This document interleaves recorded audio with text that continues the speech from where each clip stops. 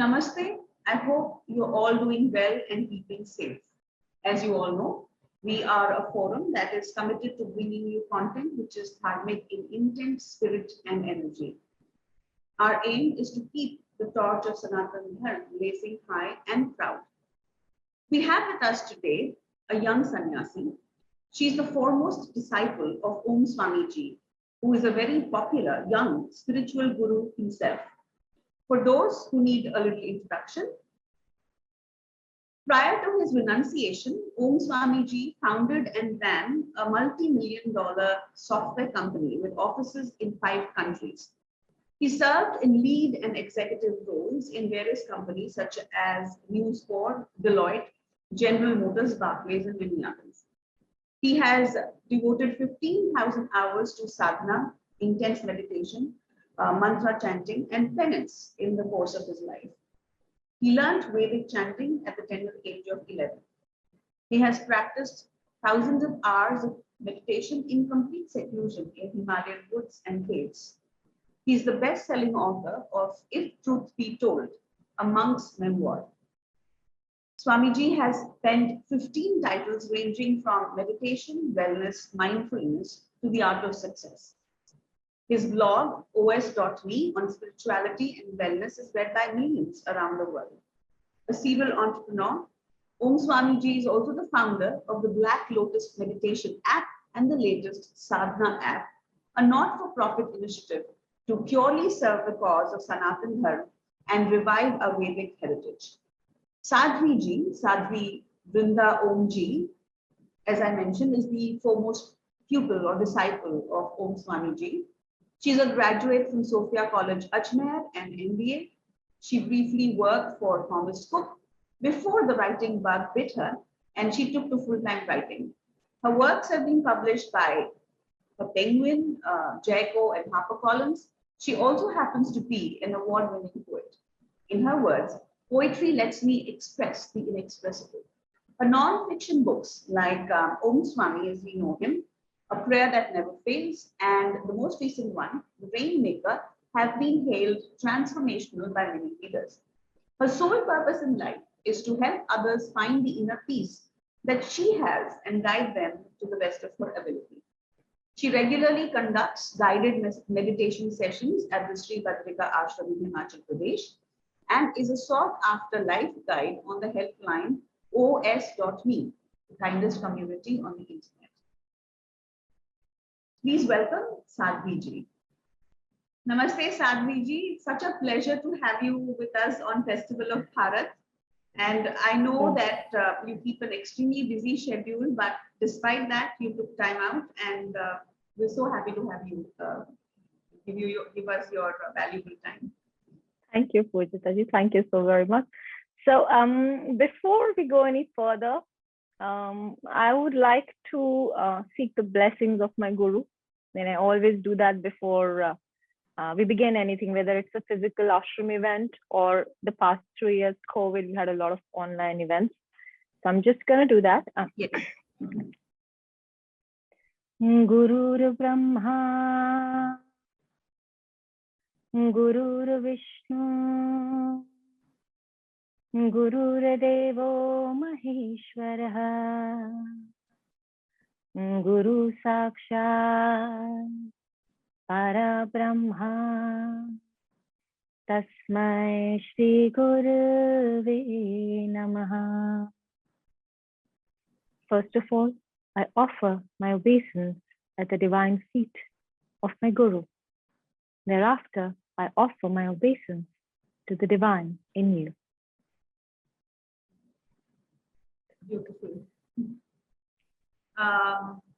So my first question, I guess, would be about Swamiji himself. You are his foremost disciple. So, and he's a popular spiritual leader, mystic, and guru. It says on his website that he's a simple sadhu in a complex world. He doesn't conform to the traditional code of being a sadhu or a monk. And he's also a renowned author of about 15 books. So can you demystify Om Swamiji for us and tell us, throw a little light on his core philosophy and Siddhant, Sadhvi? It's a difficult task, you know. It's a very difficult task because having observed him at close quarters in the last decade, it's very difficult to demystify him. And in fact, the disciples, there are a few of us, are still struggling with it. But my guru, to me, is a phenomenon, a gradual unfolding of the deeper mysteries of the cosmos. Now, here is someone who works extremely hard. He doesn't accept any kind of gifts and donations for his personal needs. He funds his living through, you know, entrepreneurship and writing. And this is just one aspect. What actually astounds me about him is his humility. Here is a brilliant mind that can scan through millions of lines of code in minutes. And it's the same mind that chants the Vedas, the Bhagavad Gita, the Swastivachan, the Stutis, and the Stotras as eloquently as he life coaches CEOs and CTOs around the world. Here is an entity who can shut down his heartbeat in a matter of seconds. Here is someone who can change his body temperature. So, you know, the part where it says that he has devoted his life to mantras and meditation, 15,000 hours of meditation. You know what 15,000 hours of meditation does? Nobody in the world can claim to do that. Yes. So here is someone who can, like I said, shut his heartbeat, change body temperature, and bring his brain activity to a perfect standstill. And all this has been demonstrated under lab conditions. And what we disciples and even devotees experience on a daily basis is, here is something that even before you know what you're thinking, your mind is still collecting thoughts and probably formulating to say something or ask a question. He has already read your mind, and if he deems fit, he has answered that question. So this is the kind of unfolding of the deeper mysteries of the universe that I'm talking about. And that is the reason there is a book on meditation. There is a book on, Kundalini. There's a book on mantras, the Asian science of mantras. Even adapt, you pick any field, whether that's coding, whether it's mantras, whether it's meditation, and whether it's business. You don't just become a serial entrepreneur like that. So that is Om Swami.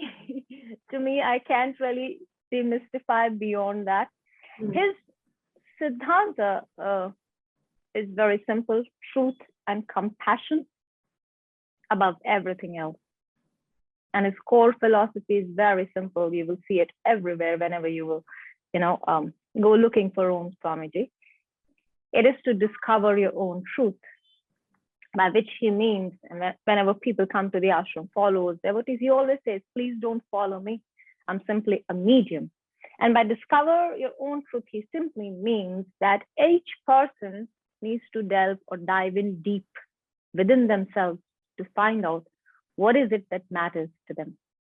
A woman at work, a father at home looking after his children, a journalist immersed in a story, a dancer loving her dance, a writer, anyone and each person, whatever matters to them, that is their purpose of life.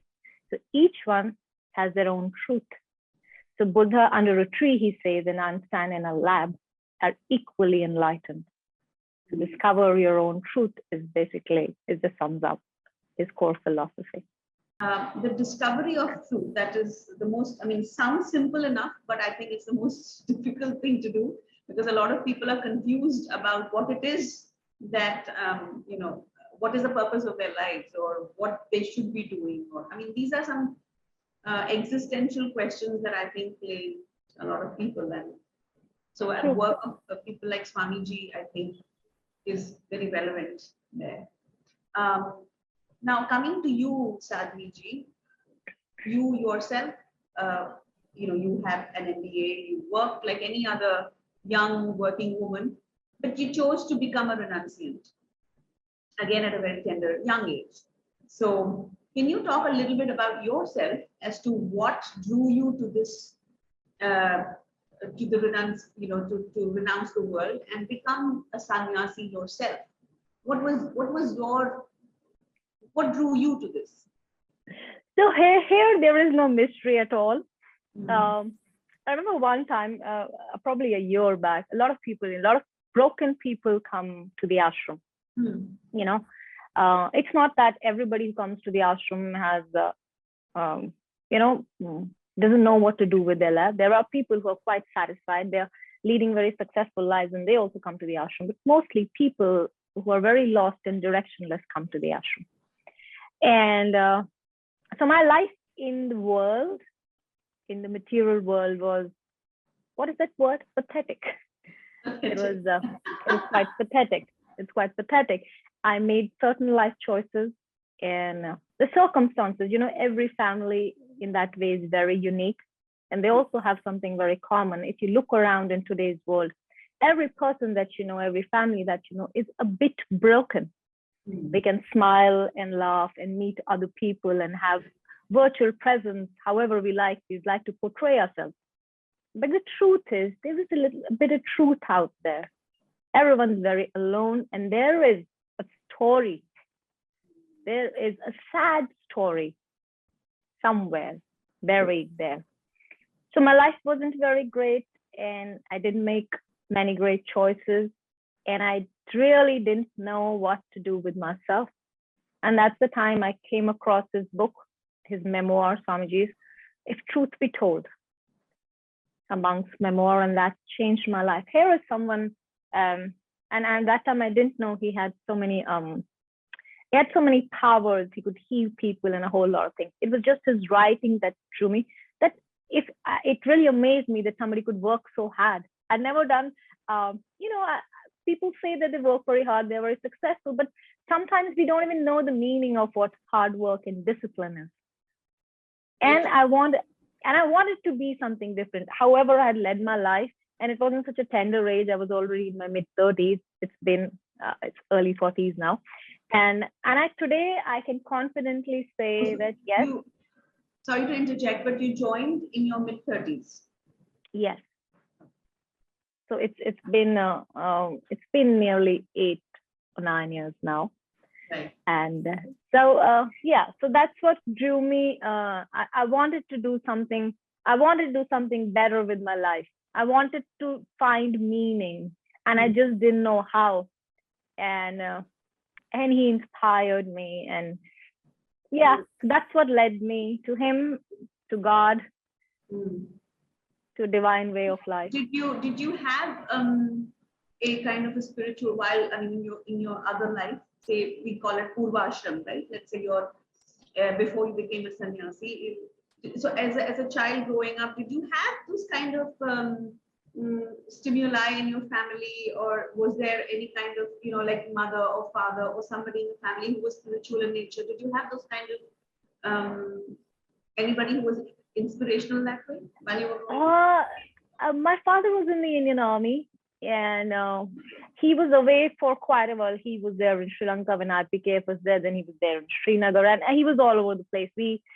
Basically, I grew up from when I was, I think, 8 years till I was 15 years. He was just serving in field areas. Barely saw him. My mother was quite devoted to Ma Jagdamba. But you know how the thing is with all these modern families, everybody knows only so much. So while values are passed on, and you know the Gayatri mantra, you know that there is an altar and all of those things, but beyond that, there is a God and there is you don't know much. That is my state, and I didn't really know much, and that's all there was to it. We were God-fearing, God-loving people, but at a very basic level of understanding of these things. Yes. You mentioned your father was in the Indian Army. Mine was in the Indian Air Force. So yeah, so you know how it is, and it's a very beautiful, fulfilling life. But there is still so much missing that you only learn once you are, when you grow up. Yes, yes. Thank you. Sadhvi ji, in your work or your role in the ashram, also as a sadhvi, you also do a lot of counseling because you're a life guide. You interact with a range of people who come to you, like you mentioned, right? You also have the os.me online community, a hotline which you run for people in distress. Right. So my question is, in your many encounters, I wouldn't want to call them encounters, but experience working with people, what did you identify as the core areas of stress and conflict? What do you think is affecting people today? I know that it could be all kinds of things, but what have you identified as, I think this is what's the problem with people, not the people, but that's what's bothering them or causing them to be in a state of distress or disharmony? So, underneath every issue, which are quite common, there are a few which run across, the major problem that I feel personally is that there is a big disconnect, that we don't really know what do we want from life. We have an idea that has been instilled in us since our childhood and upbringing, that this is how we see life, that you need to have a successful career, you need to have a good family, you need to have relationships.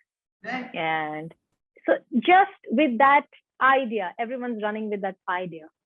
So the disconnect. And let me give you another thing. It's like even the most successful people today, you can have a great home, you can have money, you can have people looking up to you, but everyone feels a little dissatisfied. There is dissatisfied. Yes, of course. There is this festering discontentment, that at the end of the day, when at night, when you're going to bed, you have everything, but there is no peace for some reason. And even if it's there, it lasts only so long. Very so true.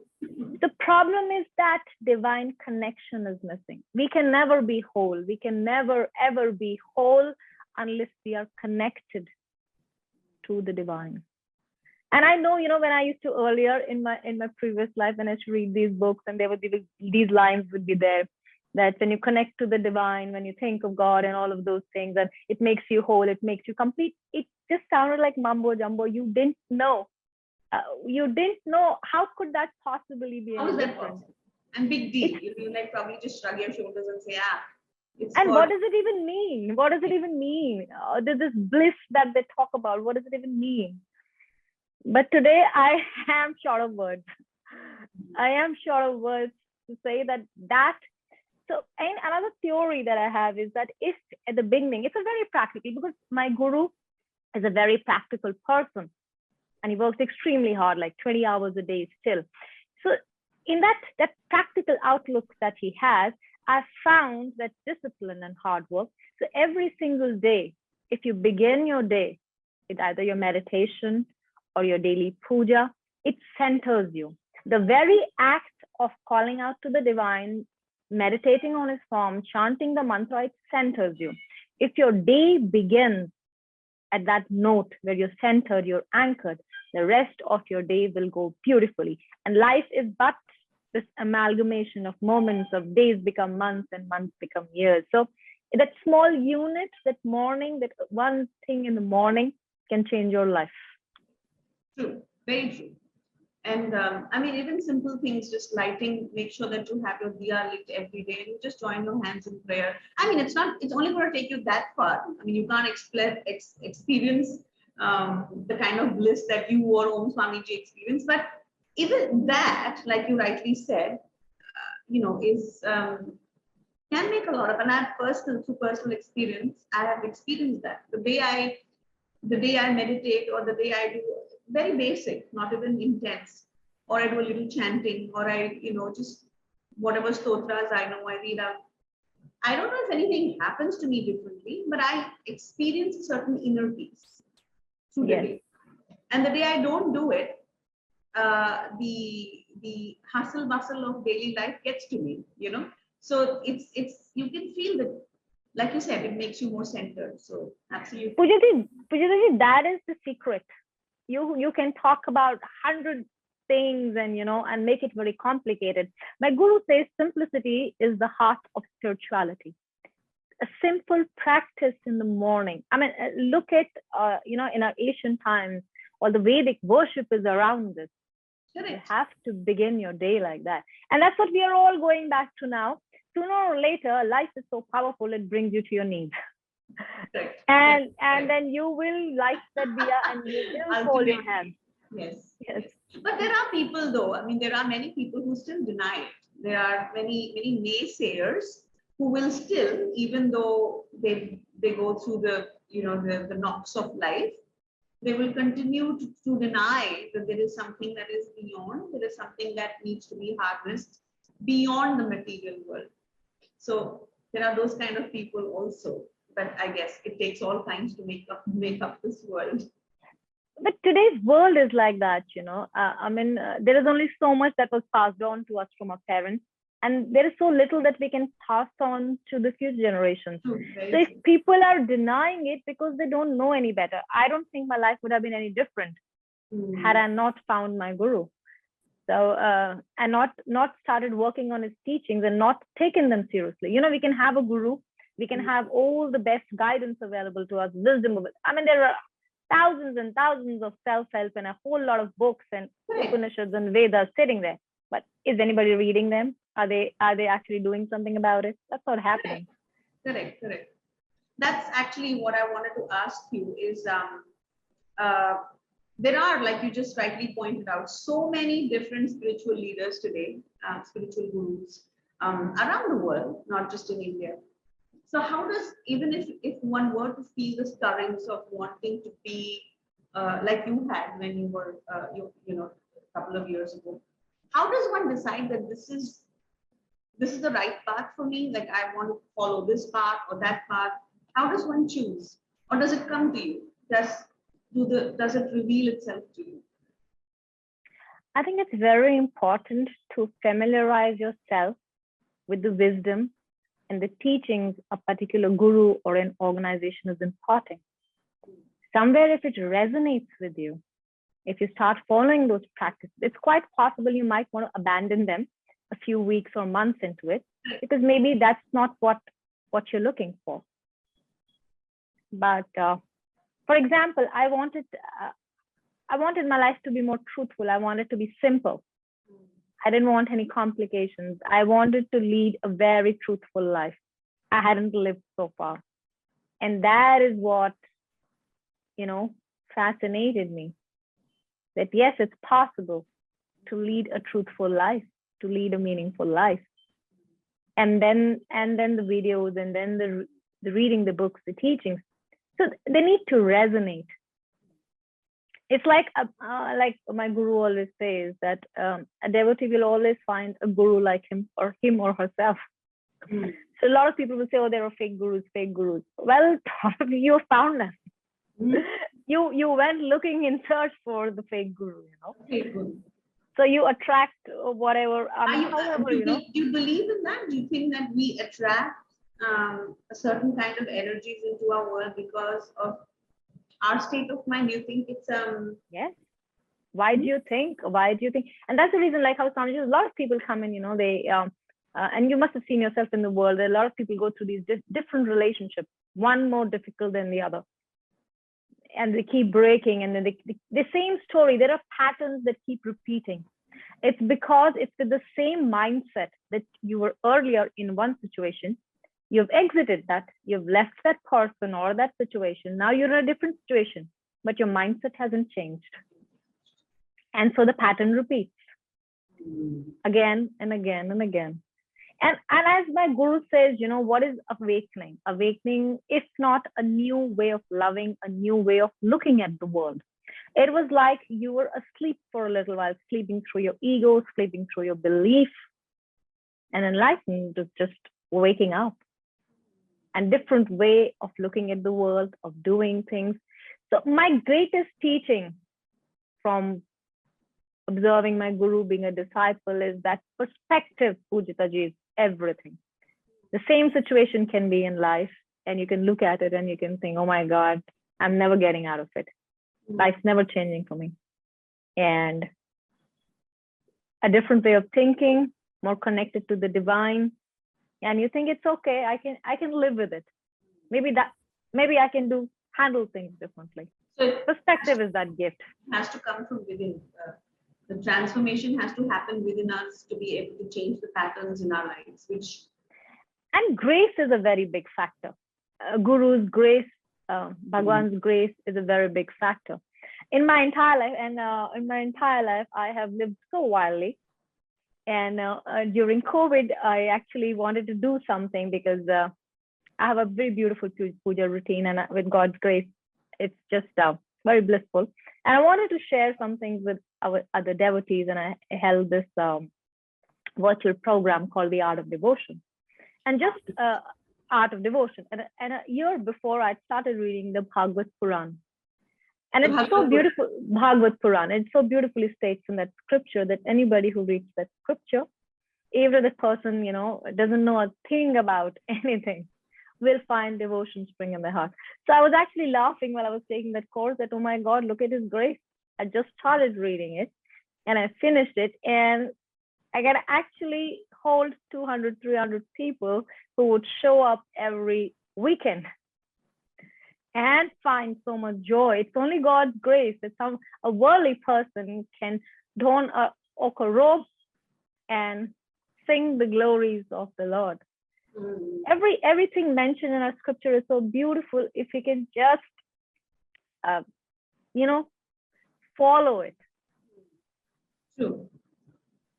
Very true. These people who come to you, Sadhviji, do they come from around the ashram, or do they come from different towns and cities as well? So the funny thing is, people from around the ashram don't come, because Swamiji always says, because they're villagers. Swamiji says they don't have any existential questions, or they're not suffering from depression. They only want to know that the cow is giving less milk, or someone's done something on them and then someone wants their land, or something happened, there's a court case on them. So they don't come. They have very basic issues. The people who actually travel are the people who travel from abroad, people who come from big cities within the country. And the people who have terminal illnesses, there are people who have lost somebody. And COVID, there's so many people, who lost very partner and children. And funny thing is, there were so many who were saved. Like no one would know, despite this being an age of, that's online, everything makes news and everything. I've personally seen how many people my guru has saved with the power of his, with his powers. What can I say? There's so many people. So people who come are people that it's not like he can save everybody. I mean, if somebody has a terminal illness, maybe what does happen is that it's delayed till the family can deal with the loss, can have that acceptance.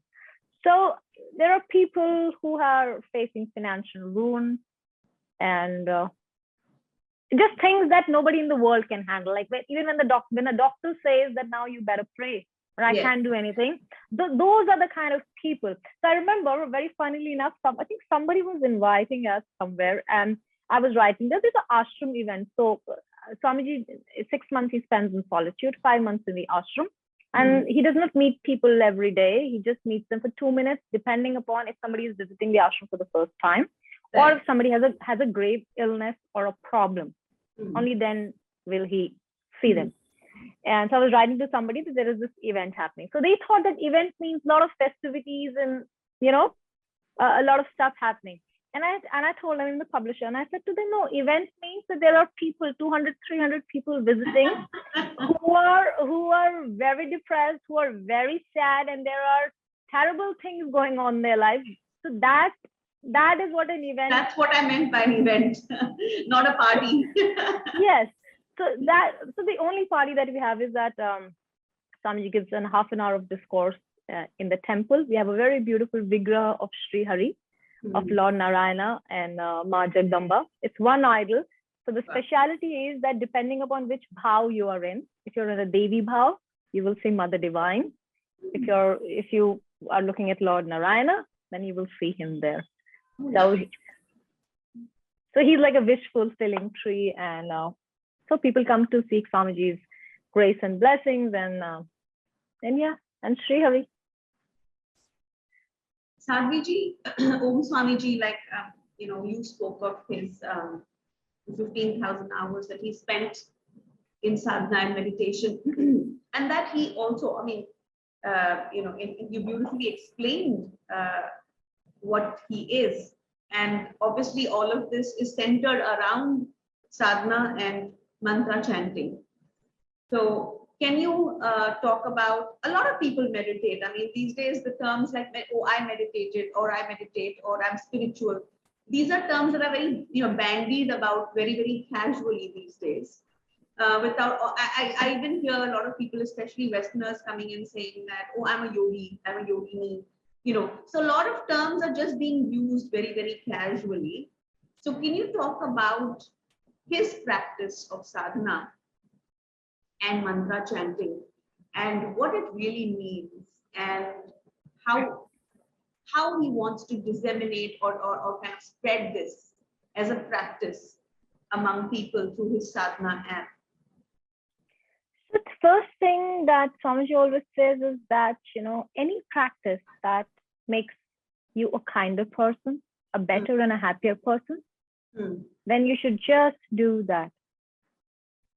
So just because sadhana is what he has done, you don't really have to do that. There is no cookie cutter method, he says.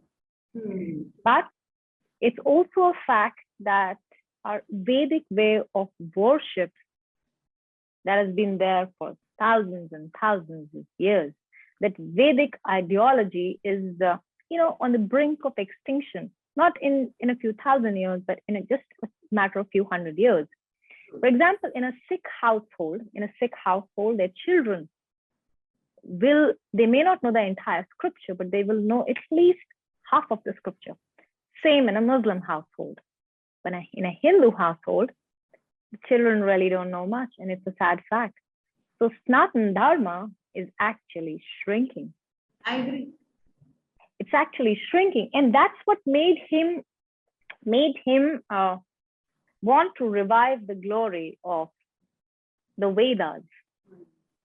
And he attributes his success in the material and the spiritual world to invoking the mantras, a life of extreme hard work and discipline. And he has benefited immensely from them. And let me give you a little, it's like mantra chanting is as scientific as it gets.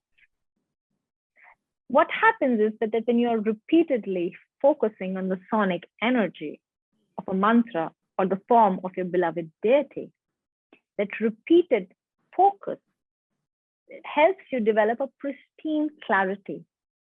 And a pristine clarity. Clarity of consciousness. And there is an expansion of consciousness which allows you to live a more meaningful life.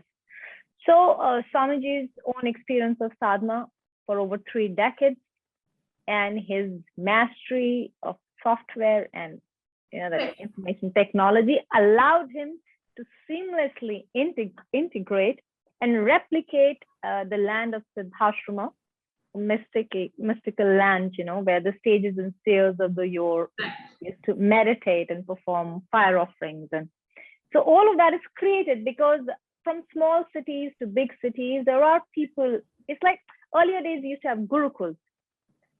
Today, no one has the time. They may want to learn something or do something, but they don't know how. And there is no point in performing Vedic worship if you don't do it in the right way. Bhakti is fine, but there is a process to it. So he just wanted to create something absolutely free, And his entire income of the last few years, everything that he had done, he funneled it to build this app, which is 100% free. Wow. And you can do abhishekams, online abhishekams, and you can do yagyas and daily worship and japa and sadhana. And so they're stunning temples. And the best part is that he believes that, where is the saying that if you pay peanuts, you only get monkeys? So he always believes in hiring professionals. So we've got some of the most award-winning artists from around the world. I think until last year, I didn't know a single country, but I used to joke a little saying that Swamiji's again become like an employer, because he had so many artists working in so many different countries in so many different time zones, and that he was handling so many. And if you have a look at the Sadhana app, it's available in Hindi and English both on Google and App Store. You will see the stunning visuals and the 3D and the 2D scenes that once you're there. Last week, because during the Navratras, I was also performing the Gayatri Sadhana, and it takes your breath away. I've seen the trailer, Sadhvi. It's beautiful. It's really beautiful. Is this something that you can download on your, if I have an Android phone, for example, can I find it on the app's Play Store or something? Yes, anyone with a smartphone. So it's both for Android and iOS. Look for Sadhana app and you get it. If you just type Sadhana app and you'll get it on app. So basically, like for example, if let's say I want to do the Rudrabhishekam, let's say, first of all, I want to know, can a woman do it by herself without the aid of a priest? And can I do it through the app, and will it have the same effect, same benefits? Yes, it'll have the same benefit. And how will you know? What is my benchmark of knowing whether when I offer my prayer to Bhagwan every day, whether it has reached him, whether Mother Divine has heard my prayer? It's very simple. I just have that feeling of peace and a little bit of sweet silence in my heart. A what? A sweet silence. There is no conversation. No one's telling you that, okay, we've heard you. You just know. You feel that joy in your heart, and your prayer has reached. So when you perform the Rudra Abhishekam on the Sadhana app, Lord Shiva is beautiful there, and all the temple exteriors you can choose from. You can alternate, you can change. Wow. And in Swamiji's voice, all the mantras is there in his, yes, it's in his mellifluous voice, and it's fully guided. You don't need anybody. You just need to do that. And I think only in our world there is this distinction when whether a woman or a man can do it. I mean, we are just simply, when you die, it's just a body. You're dead. Right. So that doesn't make a difference at all.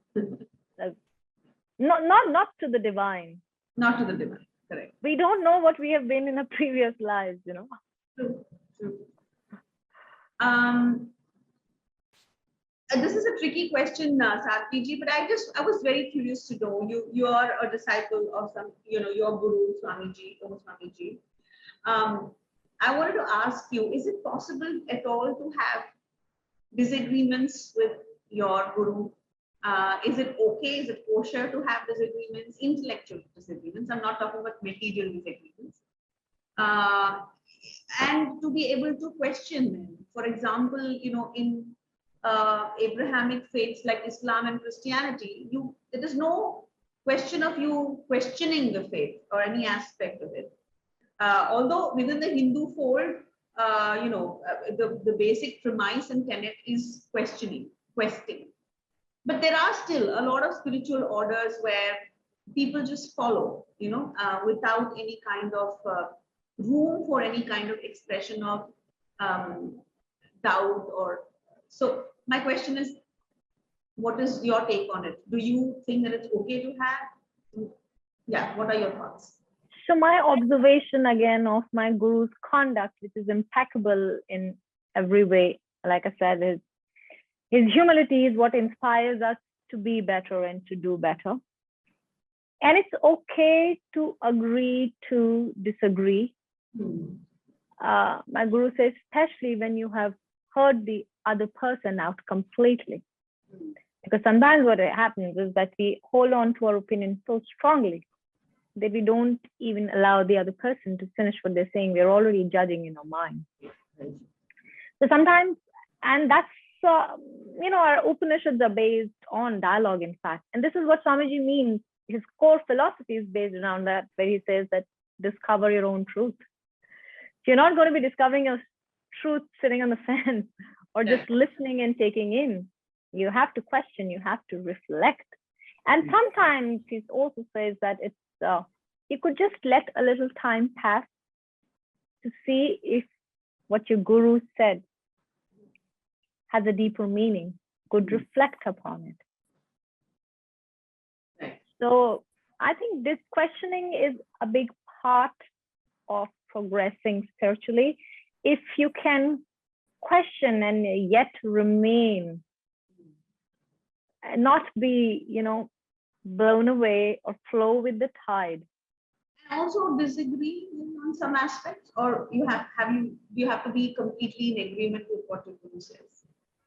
Is it possible to be? I think that would be an ideal situation, because I have never known him to be wrong, ever. Whether it's the past, future, or the present. And you won't, I don't know if it would make sense on this platform to say this, but whether there are people who are working for him on his different ventures or in the ashram, or they are devotees. If he says something, so it's like, if he says something, it could be something as simple as, if this is going to happen tomorrow, or don't do this, or fine, up to you. It goes on to pass exactly like that. And at this point, at that point in time, you can't even fathom what he's saying. So, and he allows us to make our mistakes. So today, the reason that I'm saying is that it would be an ideal situation if I would just to agree, because then I wouldn't have to, learn the hard way. Right. So we are allowed to make mistakes. We are allowed to disagree, as long as we behave gracefully. Because he always says, always have a conduct befitting of a renunciate. Right. Conduct is everything, and then given that, you can hold whatever opinion you wish to hold. You spoke of how Sanatana Dharma is on the brink of, not extinction, but definitely the fact that the footprint is decreasing of Sanatana Dharma, even though there are still a lot of people who practice the faith. There are still a lot of people who follow the tradition and so on and so forth. But still, compared to the threats that are there, ever present to our dharma, it is shrinking. So, how important do you think? What can we do to protect our dharma? Do you think that all means are fair in this battle, or we should only, what is your take on how we can protect this shrinking footprint of Sanatana Dharma in the world today? I think catch them young. I think being in your 30s and 40s is a little too late to start worrying about saving dharma, because your half your life is over. You're only worried about saving yourself. Correct. So I feel, and that's the reason that we run a lot of these programs for children in the ashram. So I feel the way to go forward, and that's what Swamiji says, that the future of Sanatana Dharma is the youth, our children. And it is there that we need to start. And it's not possible for parents to impart values to their children that they themselves don't have. Correct. Very true.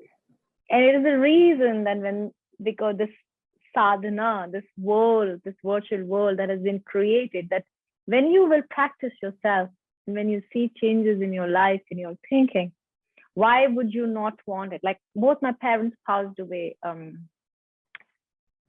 in my early 30s, earlier in fact. And many times I have to tell you, Pujitaji, that in my life, there have been moments when I thought, I wish my parents had met my guru, their life would be so different.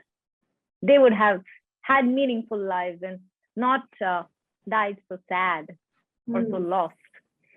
So that's what I feel, that today it's a collective responsibility to not be afraid of religion. Once you start your own practice, once you do your daily worship, you will know we are all very intelligent beings, you know. We don't need to spoon feed anyone. It's just, you just have to start somewhere, and then the divine will reveal. Like I said, it's a flowering in the heart. Like, you know, the Lord says in Bhagavad Puran, like Lord Narayana says that, you know, I'm always with my bhakta. They always see my image in their heart, and you will see him. True. Like you said earlier, you know, this to always have that divine connect, to have that stay alive throughout your and that, as you rightly pointed out, can only happen if the parents themselves are also initiated in that practice. So like you said, it has to start young. And when you see that in the other faiths, you see that in other religious practices, you feel that Muslims, for example, they have their Quran reading, and they have Maulvis coming home and teaching them the Quran. But somehow among the Hindus, you don't find that at all, because I mean, especially that, you know, in the north, for example, at least in the south, some of us, I have to say, benefit. Yeah, like, you know, as young children, you know, the Shuklam Bharadram, you know, Shantakaram, you know, Kamala Puja, you know, a few things, you know, Suprabhatam, you know, a few things you are aware of because that's part of the tradition. But I find that, not that I'm making any judgment, but I find that in the north, the what shall I say, the estrangement from practices is much more. The piety is there, but the practice is missing. So, like you said, I think what's needed is to bring them back, and that's why my guru, I mean, he always is in great appreciation of Sikhism. Like they always have this seva is the biggest thing, and even in the Shabad, in the Guru Granth Sahib, like the children know these things from a very early age. If we could just adopt these practices and revive them, because, you know, Vedas is that gold mine that we're sitting on. We've always had them. So yes, very true. So you've already spoken about the Sadhana app, so I'm not going to go into that. And you beautifully explained how it's going to work. And like you said, it's available on all phones as an app. So I think people can just download it, and that I think is a wonderful solution for. It's like, you know, you have big basket and a whole lot of Swiggy and whatnot. You can just dial on the phone, order your food. So this is like food for the soul, and believe it or not, you need it more than anything else in the world. I agree. I'm so happy that, I mean, actually, I'm very curious, and I'm going to download the app, and I'm going to tell about it to a lot of my friends for sure. Yeah, wonderful innovation by Swamiji. Lastly, Sadhviji, I just want to ask you if you have any message that you would like to leave for those who are watching, for the young men, women, children out there who are listening in. So there is Bhakta Prahlad in the Bhagavad is giving a sermon to his young companions. And he says that, you know, life is very short. Where is the time for enjoyment between birth and death? So life is a balance, I think I've learned. We all want happiness. We all want to have successful careers, great relationships. We want love, we want affection. We Yes. want the latest of the latest gadgets and everything else. And the thing is, we do have it. But that one thing that's missing is balance. And that balance in life, in mind, in relationships will always come if you keep the Lord, whoever your deity is, in the pocket of your heart.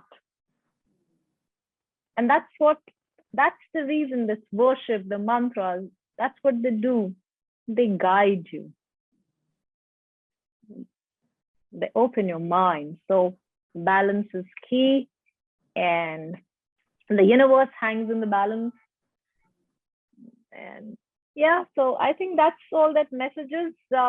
Find him inside yourself so that you can lead a meaningful life on this earth and years don't just melt away into nothing. Very true. Very true. Thank you, Sadhvi ji.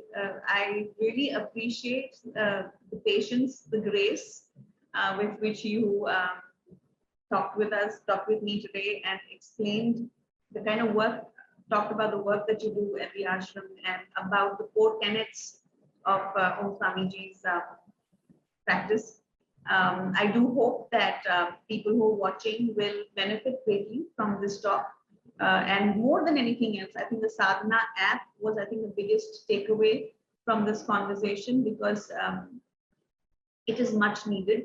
And if it's going to have the same benefits as the actual worship, if there, I don't see any reason why people shouldn't be downloading it and practicing right away. That's the only thing that's preventing them.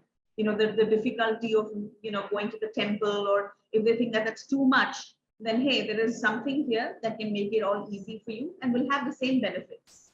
So yes, you wanted to say something? I think sadhana is the path to self-purification. If you think you're perfect, which is great, then your life going on just fine. But if you think there are things in you that you need to purify, then this is that gateway to the divine. And it's always, I have seen, that in nature, whoever needs divine intervention shall always find it. So those who will need it the most will find their way to the app one way or the other, for sure. Correct. Very good. So thank you, Sadhvi ji. Pranam. Thank you so much. It was lovely meeting you. And God bless you. I would love to visit Sri Badrika Ashram sometime in the future. I'm very, very curious, and having met you, my curiosity has grown for not just curiosity, but my interest. So hopefully that will happen someday. So thank you so much. To our subscribers, please keep coming back to our channel, because we have a lot more of such content available online. Please patronize us, spread our message, share, like, and comment, and please keep coming back. Namaste. Thank you. Thank you. Siddhashrama, the mystical hidden land of balance and harmony. Awakened and powerful sages of the yore lived in this divine region. Their chants, resonating throughout the Himalayas, brought untold peace upon humanity. Gods and creatures of the wild thrived and roamed about freely. And then the Dark Age descended, bringing with it war, diseases, and immorality. Forced by external invasions and sins, we abandoned our culture and became soulless slaves to machines and materialism, blindly slogging away to build this prison of madness. Not anymore. I invite you to experience the ancient world of Vedic glory. The sacred land of Siddhashrama awaits you once again. Be guided by the Vedas, awaken the mantra of your choice, and start your spiritual journey. Chant mantras, anoint the deities, do fire offerings to reach the highest summit of consciousness. I'll be waiting for you. Come, let's go back to our roots and do sadhana.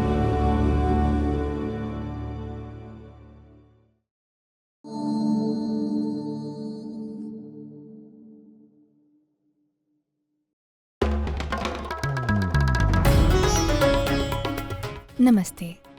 We hope you enjoyed this Chitti Media content. Please remember to subscribe to us and switch on the notifications for this channel. For our other social media links, more content, and to support our work, please visit citti.net. Dhanyavad. Namaskar.